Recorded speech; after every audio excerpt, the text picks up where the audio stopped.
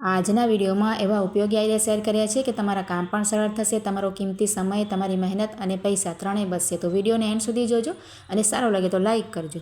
તો જો આપણે શાકભાજી કે કરિયાણું લેવા જતા હોય ને તો આ રીતની થેલી લઈ જઈએ અથવા તો કાપડની થેલી આવે છે તે લઈ જઈએ. પણ તેમાં છે ને પૈસા કે આપણે ચાવી વગેરે રાખવા માટે કંઈ સગવડ ન હોય તો તેના માટે છે ને આ રીતના કોઈ પણ આપણી પાસે પાકીટ હોય ને પોચું, જો અહીંયા જ્વેલરના પાકીટ આવે છે તે પણ સરસ હોય છે, તો તે આપણે એક લઈ લેવાનું જુઓ. અને આપણે એક સેફ્ટી પિન લઈ લેવાની. ત્યાર પછી જો આ રીતના આપણે જ્યાં નાકા હોય છે ને તેની નીચેને ભાગે આપણે અહીંયા ઉપરના ભાગે પાઉચને છે ને પાકીટને આ રીતે સેફ્ટી પિન લગાવી અને ફિટ કરી દેવાનું. જુઓ તે નરમ હોય છે એટલે એમાં સેફ્ટી પિન આવી જાય અને થેલીમાં આપણે સરસ તેને કઠણ રીતે લગાવી અને ફિટ કરી દેવાય. તો આપણે સરસ એક પાકીટ જેવું તૈયાર થઈ જાય. તેમાં આપણે કદાચ સિક્કા હોય આપણી પાસે કે પછી આ રીતના ઘરનું તાળું મારીને ગયા હોઈએ, એકલા હોઈએ તો ચાવી પણ આવી જાય અને પૈસા પણ આપણે રાખી શકાય. બધી વસ્તુમાં મિક્સ પણ નહીં થાય અને કોઈ વસ્તુ ખોવાની બીક પણ નહીં રહેશે. જો આપણે શાકભાજી વગેરે લેતા હોઈએ તો તરત જ આપણે કાઢીને તેમાંથી પૈસા પણ આપી શકાય અને ઘરે આવીએ તો ઉપર જ આપણે ચાવી અને પૈસા પણ અલગથી મળી જાય. જુઓ બધામાં મિક્સ પણ ન થાય અને ટાઈમ અને સમય પણ આપણો બરબાદ ન થાય. જુઓ તો જો આ રીતના આપણી પાસે ડબ્બા છે ને પ્લાસ્ટિકના દહીંમાં આવતા હોય કે ઘણી બધી વસ્તુમાં બહારથી આપણે સામાન લેતા હોઈએ ને તો આવતા હોઈએ છીએ અને આપણે ઘણા બધા ભેગા થઈ જાય. તો આજે હું તમને એક સરસ ઉપયોગ બતાવું છું તેનો, ઘરમાં વસ્તુઓ રાખવા માટે ખૂબ જ કામ આવશે. તો તેના માટે છે ને આપણે આ રીતની ડબલ સાઇડ ટેપ આવે છે ને તેનો આ રીતે એક લાંબો પીસ કટ કરી લેવાનું પહેલાં. જુઓ અને જે ડબ્બો છે ને તેમાં તળિયામાં આ રીતે લગાવી દેવાનું. જુઓ તો આ રીતના બીજો પીસ પણ આપણે કટ કરવાનો, બંને આસપાસ તેના થોડીક જગ્યા મૂકી અને આ રીતે લગાવી દેવાય. જુઓ અને ત્યાર પછી તેનું સરસ પ્રેસ કરી અને તેના ઉપરના સ્ટીકર છે ને આપણે કાઢી નાખવાના. જુઓ હવે જો આપણે છે ને આ રીતની દોરાની રીલ હોય છે ને આપણે ઘણી બધી ઘરમાં સીવતા હોઈએ, કંઈ આપણે ટાંકા કરતા હોઈએ, કોઈ બાળકોના કપડાં સીવતા હોય તો ઘણી બધી રીલ્સ આપણી પાસે હોય તો બધી આ રીતના તમારે આવી જશે. જુઓ તેનું જે પુઠ્ઠાનો ભાગ હશે ને તે આમાં ડબલ સાઇડ ટેપમાં ચોંટી જશે. જુઓ સરસ રીતે. અને આ રીતે જ્યારે આપણે રીલ્સ દોરાનો ઉપયોગ કરવો હોય તો પાછું આપણે કાઢી પણ શકાય અને પાછું પણ તમારે ચોંટી જશે. જુઓ એમાં ચીકાશ હોય ને તો પાછી ચોંટી જાય અને સરસ રીતે આવી જાય.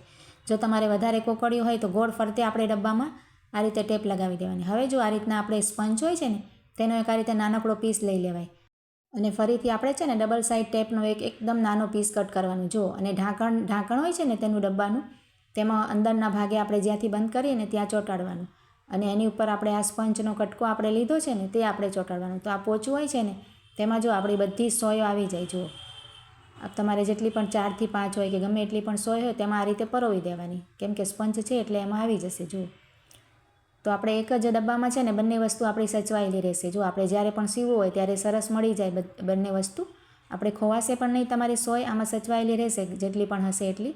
તો ખૂબ જ સરસ આઈડિયા છે, ટ્રાય કરીને જરૂરથી જોજો.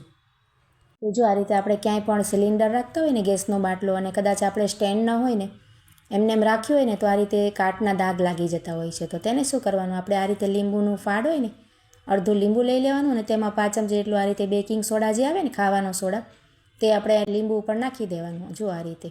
ત્યાર પછી તમારે ગમે એવા પણ કાટના દાગ હશે ને જમીન પર ક્યાંય પણ પડી ગયા હોય કોઈ પણ લોખંડની વસ્તુથી તો આ રીતે જો સરસ તમારે એક જ મિનિટમાં સાફ થઈ જશે. તમારે ઘસવું પણ નહીં પડે અને વધારે મહેનત પણ નહીં કરવી પડે. કોઈ પણ વસ્તુ આપણે ના જોઈએ. જો એમાં આપણે સરફ સાબુ પણ નાખવાની જરૂર ન પડે અને વધારે કંઈ કૂચો વગેરે પણ લેવાની જરૂર ના પડે. જુઓ એનાથી જ બધા દાગ નીકળી ગયા છે. ત્યાર પછી આપણે કોઈ પણ કપડાથી લૂછી નખાય તો આ રીતે ટ્રાય કરજો. તમારે ક્યાંય પણ આ રીતે કટાઈ ગયું હોય ને તો તરત જ નીકળી જશે. જો અહીંયા બધાય દાગ નીકળી ગયા છે અને હવે કોરા કપડાથી આપણે આ રીતે સાફ કરી લેવાનું. તો 1-2 મિનિટમાં જ આપણું આ કામ એકદમ સરસ થઈ જશે. જુઓ બધાય દાગ નીકળી ગયા છે. એક જરાક અમથું રહી ગયું છે ને તે પણ જતું રહેશે. એકદમ ક્લીન થઈ જાય છે. જુઓ તમે જોઈ શકો છો ને પહેલાં કેવું દાગ હતું. તો આઈડિયા ખૂબ જ સરસ છે. રીતના આપણે કોઈ પણ વાસણ લાવીએ ને સ્ટીલના તો સ્ટીકર તેના છે ને નીકળે નહીં. તો આ રીતે આપણે ગેસ ઉપર હળવું ગરમ કરી લેવાય. જો વધારીને રાખવાનું, એક જરાક બાળીને તેનો સ્ટીકર આ રીતે રાખવાનું અને પછી ગેસ બંધ કરી દેવાનું. તો ખૂબ જ તમારે સરળ થઈ જશે. તેને કાઢવું છે ને જરાક અમથી છરી જેવું કંઈ લેશો ને ચમચી કે છરી અને આ રીતે ઉચકાવીએ ને તો જુઓ તેનો ડાઘ પણ નહીં રહે. તમારે પછી ધોઈ નખાય સરસ આપણે અને એકદમ સરળતાથી આપણે મહેનત વગર સ્ટીકરને કાઢી શકાય. જો કોઈ પણ વાસણમાં આપણે આ ઉપયોગ કરી શકાય, સ્ટીલનું હોય કે એલ્યુમિનિયમનું હોય કોઈ પણ. તો જો આ રીતે આપણે કાકડી હવે શિયાળામાં ખૂબ જ આવે અને આપણે રોજ તેમાં સલાડ બનાવીને આપણે ખાતા હોઈએ.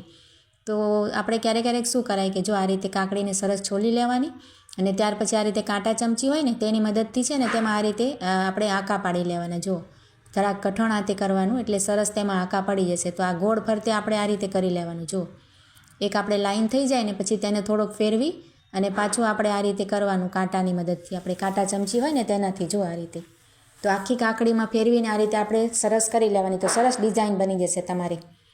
અને આ રીતે થઈ જાય ને ત્યાર પછી આપણે નોર્મલી કાપતા હોય ને એ રીતે કટ કરી લેવાની. તો સરસ આપણે છે ને આ રીતે બાળકોને પણ આપીએ ને તો ના ખાતા હોય તો સરસ તેમને ડિઝાઇનવાળી કાકડી તેમને ગમે. અને કોઈ જમવા માટે આવે તો પણ આ રીતે કરીએ તો સરસ લાગે. જો આ રીતે એકદમ સરસ આઈડિયા છે. તમને કટ કરીને પણ બતાવું છું. આપણે સરસ તેમાં ડિઝાઇન બની જાય. જુઓ આ રીતે કટ કરેલી હોય તો સરસ લાગે.